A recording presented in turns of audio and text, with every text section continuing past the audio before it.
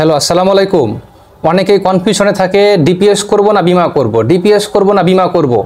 আসলে ডিপিএস বা বিমা দুটোই হচ্ছে অর্থ সঞ্চয় করার একটা প্রক্রিয়া এবং একটা নির্দিষ্ট মেয়াদ পর সে অর্থ ফেরত পাওয়ার একটা প্রতিশ্রুতি। তো ডিপিএস না বিমা কোনটা ভালো এবং কোনটার কি সুবিধা অসুবিধা আমি আমার পুরো ভিডিওতে আজকে আলোচনা করব। আপনারা যদি আমার ভিডিওটি ভালো করে দেখেন আপনারা নিজেরাই ডিসিশন নিতে পারবেন which one is the best choice for you. আসলে আমাদের একটু জেনে নেওয়া দরকার ডিপিএসটা কি। ডিপিএসটা মূলত ব্যাংকের একটা সঞ্চয়ী অর্থ সঞ্চয় করার একটা প্রক্রিয়া। প্রতি মাসে মাসে একটা নির্দিষ্ট পরিমাণ টাকা ব্যাংকে জমা করা একটা নির্দিষ্ট সময়ের জন্য, এবং সেটার সময় শেষ হলে অর্থাৎ মেয়াদ পূর্ণ হলে লাভসহ সে টাকাটা ফেরত পাওয়ার যে প্রক্রিয়া সেটাই হচ্ছে ডিপিএস। বিমাও হচ্ছে অর্থ সঞ্চয়। একটা নির্দিষ্ট পরিমাণ টাকা একটা নির্দিষ্ট মেয়াদের জন্য বিমা প্রতিষ্ঠানে সঞ্চয় করা এবং মেয়াদ শেষ হলে সে টাকা উত্তোলন করা। এক্ষেত্রে বলা যায় যে বিমা হচ্ছে একজনের ঝুঁকি অন্যজন নেওয়ার মতো। তাহলে আমরা বুঝলাম বিমা এবং ডিপিএস উভয়ই হচ্ছে অর্থ জমা করা। এই আপনার অল্প অল্প জমানো অর্থগুলো এক সময় অনেক টাকা জমা হবে এবং সেই টাকাগুলো উত্তোলন করে আপনি আপনার প্রয়োজনীয় কাজে বা সংসারের কাজে, কেউ হজ করতে বা আপনার ছেলে মেয়ে লেখাপড়ার কাজে আপনারা ব্যয় করতে পারেন। এক্ষেত্রে কিছু কথা বলা দরকার। বাংলাদেশে ৭৯টি বিমা প্রতিষ্ঠান রয়েছে এবং এর মধ্যে প্রায় ৩৩টি কোম্পানি নাগরিকদের জীবন বিমা সুবিধা দিয়ে থাকে। আমি আজকে জীবন বিমা নিয়ে কথা বলবো। জীবন বিমা করতে হলে দুইটি পক্ষ থাকে, একটি হচ্ছে গ্রাহক পক্ষ, আরেকটি হচ্ছে প্রতিষ্ঠান। গ্রাহক চুক্তি করে যে সে প্রতি মাসে মাসে একটা নির্দিষ্ট পরিমাণ টাকা একটা নির্দিষ্ট মেয়াদের জন্য বিমা প্রতিষ্ঠানে জমা করবে। অন দ্য আদার হ্যান্ড, প্রতিষ্ঠান চুক্তি করে যে যদি কোনো গ্রাহকের দুর্ঘটনা ঘটে, গ্রাহক যদি ক্ষতিগ্রস্ত হয় কিংবা মৃত্যুবরণ করে, তাহলে তার ক্ষতিপূরণ এবং তার পাওনা সম্পূর্ণ টাকা গ্রাহককে বুঝিয়ে দিবে। ডিপিএস এবং বিমার মধ্যে কিছু পার্থক্য আছে, আমি সেগুলো নিয়ে কথা বলবো। নাম্বার 1, ডিপিএসের টাকা যখন খুশি তখন উত্তোলন করা যায়। যেমন এক্সাম্পল হিসেবে যদি আমি বলি, আপনি 10 বছরের জন্য একটি ডিপিএস করলেন, কিন্তু 1 বছর চালানোর পরে আপনি বললেন যে আর ডিপিএস চালাতে পারবেন না বা আপনি ডিপিএস ভেঙে দিবেন, তাহলে 1 বছরের জমানো অর্থ আপনি ব্যাংক থেকে ফেরত নিয়ে নিতে পারবেন। অপরপক্ষে বিমার টাকা যখন খুশি তখন আপনি ভাঙতে পারবেন না। আপনি বিমায় 10 বছর মেয়াদি বিমা করলে আপনি 1 বছর পর যদি আপনি বিমা চালাতে না পারেন, সামর্থ্য না থাকে, তাহলে আপনি আর যে আপনার জমানো অর্থ, সেই জমানো 1 বছরের অর্থটা আপনি ফেরত না পাওয়ার সম্ভাবনা বেশি থাকে।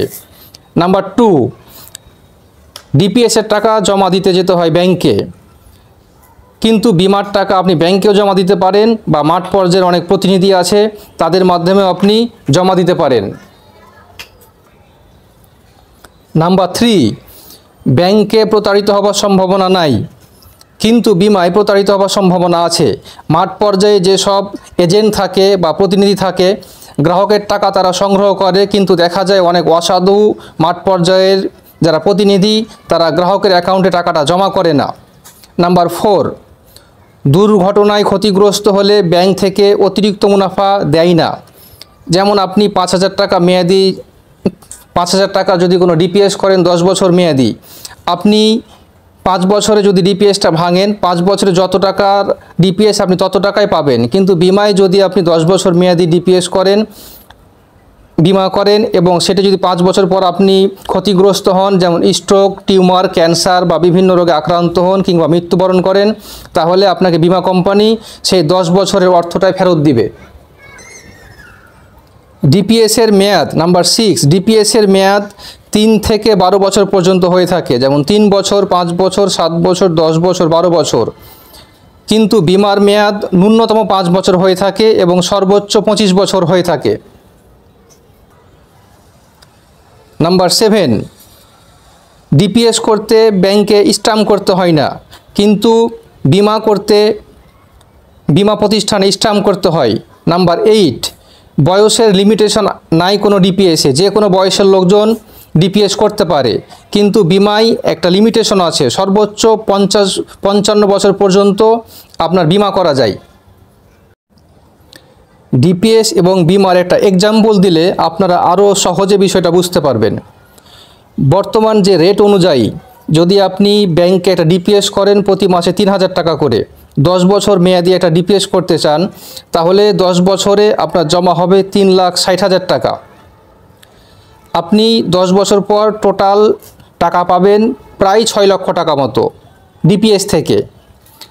আপনি যদি বিমায় একটি বিমা প্রতিষ্ঠানে একটি বিমা করেন 3,000 টাকা করে 10 বছর মেয়াদি, সেখানেও আপনার মোট জমা হবে 3,60,000 টাকা।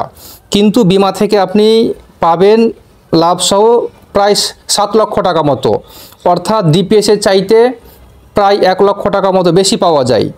কিন্তু যে জায়গাটাতেই আমরা আটকে যাই যে আপনি 24 মাসের আগে যদি আপনি বিমা ভেঙে দেন, বিমার টাকা না চালাতে পারেন, তাহলে আপনি বিমা থেকে কিছুই পাবেন না।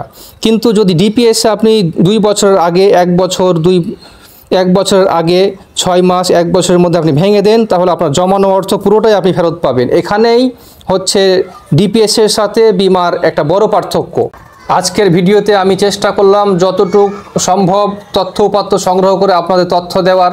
যদি আমার এই ভিডিও আপনাদের ভালো লাগে, আপনারা ভিডিও দেখবেন, এবং যারা এখনও সাবস্ক্রাইব করেননি সবাই সাবস্ক্রাইব করে দিবেন।